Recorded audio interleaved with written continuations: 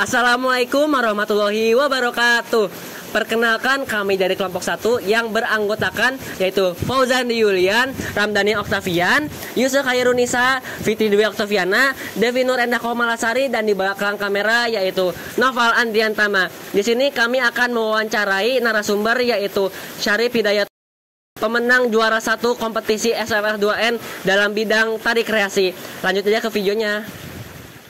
Halo, jadi di sini aku udah sama Asyarif. Nah, Asyarif sebelumnya boleh perkenalkan dulu? Oke, sebenarnya perkenalkan, nama aku Syarif Hidayat, asal dari Desa Rambatan. Untuk sekolah aku masih kelas 12 SMA. Oke, kebetulan Asyarif ini adalah salah satu pemenang dari juara lomba FLS 2N dari cabang lomba tari kreasi. Nah, sebelumnya apakah Asyarif sudah siap untuk diwawancara?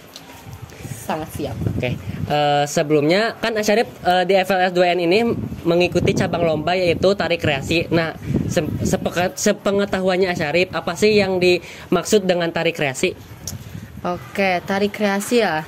Tari kreasi itu adalah tari pengeluaran baru gitu ya. Jadi kayak tari yang diciptakan baru-baru ini gitu. Kan ada tari klasik, tari kreasi. Nah, kalau tari klasik kan kayak tari-tari zaman dahulu, itu tuh nggak boleh dirubah atau apanya gitu. Kalau tari kreasi itu emang dirubah gitu. Kayak mulai dari gerakannya, dari mulai lagunya, bahkan kayak mengarang tarian baru lah pokoknya kalau tari kreasi itu.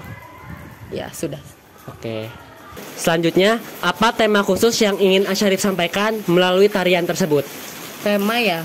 Kalau tema di tarian kemarin tuh lebih ke mengambil tentang bencana alam sih. Emang dalam tema umumnya itu peduli lingkungan. Yeah. Cuman karena kalau sampah ya kebanyakan kan tahun kemarin tuh banyak yang ambil tentang sampah ya.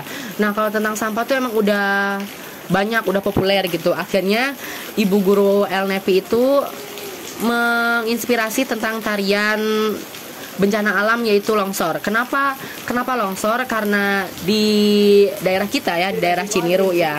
Nah, di daerah Ciniru itu emang rawan sekali dengan namanya kejadian longsor gitu. Jadi kita mengangkat tarian dari kejadian-kejadian tersebut gitu. Oke, selanjutnya, apa makna dari tarian yang Asyarif bawakan kemarin di lomba FLS 2N? Makna ya, makna dari tarian kemarin, maknanya tuh kayak kita tuh mengingatkan kepada orang-orang untuk tetap menjaga lingkungannya ya pokoknya. Jadi kan karena ya tadi kan temanya tuh tentang longsor gitu ya. Jadi kita menjelaskan gitu ke orang-orang kenapa sih longsor terjadi, terus apa sih ancaman yang dapat diberikan oleh apa sih bencana alam longsor tersebut. Nah, jadi kita tuh mengingatkan dari awal terjadinya longsor, terus dari apa sih menceritakan tentang orang-orang yang tertimpa oleh tanah-tanah gitu. Jadi lebih ke mengingatkan kepada orang-orang gitu untuk menjaga lingkungan gitu. Selanjutnya, apa tantangan terbesar yang Asyarif hadapi selama persiapan hingga tampil di kompetisi ini? Tantangan terbesar ya banyak sih sebenarnya. Tantangan terbesar yang waktu latihan kemarin tuh ya dari mulai latihannya, terus dijaga kondisi makannya juga, suara juga. Terus waktu itu kan di dalam tarian itu ada teriak-teriak segala macam. Nah, itu bener-bener yang aku kan suaranya tuh kan emang agak feminim gitu. Nah, sedangkan di tarian itu aku harus memerankan sosok laki-laki yang sangat-sangat gagah segala macam dari mulai suara gitu. Nah, jadi aku tuh berlatih banget dari mulai suara itu, dari mulai suara bahkan gerakan juga, karena gerakan aku kalau misalnya nari itu emang kebanyakan lebih ke kayak perempuan gitu. Nah, itu sih tantangan yang paling besar tuh dari mulai latihan juga sampai punggung ya. Sampai punggung tuh emang harus bener-bener, kalau kayang tuh bener-bener melengkung banget gitu. Itu yang paling terbesar sih menurut aku. Tapi untungnya aku rutin latihan gitu dari mulai suara, dari mulai apa sih kelentukan tubuh gitu. Jadi sering latihan aja gitu, sering mencoba. Udah. Nah, selanjutnya, bagaimana sih Asyarif terpilih untuk menjadi perwakilan sekolah dalam ajang FLS 2N dalam cabang lomba tari kreasi? Sebenarnya mah aku agak kaget sih waktu tahu kalau misalnya aku ikut kepilih gitu. Mungkin dipilih tuh karena gimana ya? karena emang dari tahun kemarin tuh aku tuh kan ikutan lomba tari FS2N juga gitu. Nah mungkin tahun sekarang juga dipilih lagi gitu oleh Ibu Elnevi ya. Jadi mungkin karena itu sih, terus juga apa sih, kan aku tuh kemarin tuh kan kelas 11. Nah jadinya tuh itu tuh lomba tari terakhir aku gitu buat nentuin masa depan aku gitu. Jadi kayak gitu sih paling. Udah itu aja. Oke, terima kasih. Oke, selanjutnya bagaimana perasaan Asyarif ketika diumumkan sebagai juara 1 lomba tari kreasi tingkat kabupaten kemarin? Perasaannya sangat-sangat terharu, kayak bangga juga dan gak nyangka gitu. Sebab kayak kita tuh mikirnya tarian-tarian dari sekolah lain tuh pada bagus-bagus gitu.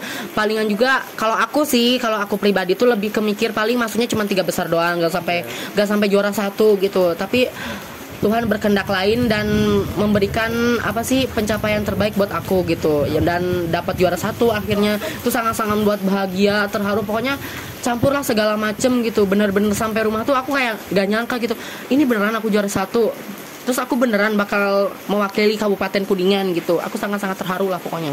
Udah sih. Bagaimana cara Asyarif latihan untuk lomba kemarin?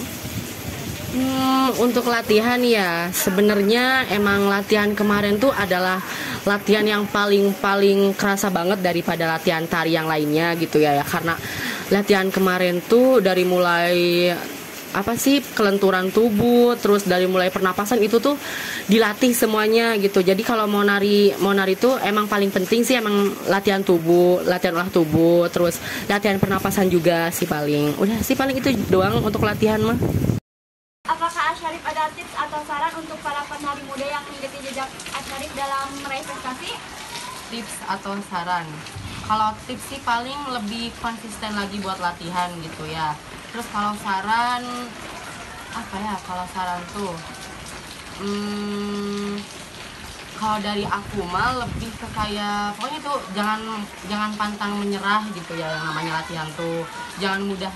Kalau capek wajar, tapi kan kita tuh dari capek tersebut mempunyai tujuan gitu. Kita kalau misalnya lagi capek tuh harus ada tujuannya gitu. Kayak, kita capek nih untuk latihan hari ini, tapi kita harus memikirkan kedepannya bagaimana untuk capek yang kita hasilkan hari ini tuh. Nah, jadi untuk saran sih pokoknya kalian secapek-capeknya apapun kalian latihan, sesakit-sakitnya apapun kalian latihan gitu, kalian harus tetap semangat buat latihan. Bagaimana sih Asyarif melihat perkembangan seni tari kreasi yang ada di Indonesia saat ini? Untuk melihat perkembangan tari kreasi ya, tari kreasi dari Indonesia tuh emang banyak ya, mulai tari kreasi modern atau tari kreasi klasik gitu. Emang perkembangannya semakin bertambahnya zaman tuh emang makin banyak juga gitu yang mengembangin. Cuman palingan juga orang-orang itu aja tuh yang ngembangin, gak ada kayak dari siapa gitu orang-orang baru yang ngembangin tarian baru gitu. Paling kayak orang-orang itu aja pokoknya mah gitu ya. Kalau dipikir-pikir mah untuk perkembangan ya berkembang, cuman paling orangnya itu aja. Udah sih paling itu aja. Apa pelajaran atau pengalaman positif yang dapat diambil selama Asyarif menekuni dunia seni tari? Pembelajaran dan pengalaman ya. Kalau pembelajaran sih aku tuh jadi makin lebih bukan disiplin, tapi lebih ke kayak berpikir gitu, kayak apa sih ya tadi yang capek segala macem tuh. Nah itu teh kita harus memikirkan kan ke depannya gitu. Nah itu dari apa sih itu yang dapat aku ambil pembelajarannya. Nah kalau untuk pengalaman dari aku awal merintis di dunia seni tari itu, aku tuh pokoknya pengalaman sangat-sangat luar biasa, dan alhamdulillah aku mempunyai apa sih bakat di seni tari ini. Pokoknya sangat-sangat bahagia gitu. Pembelajaran juga sangat positif banget pokoknya. Baiklah. Terima kasih.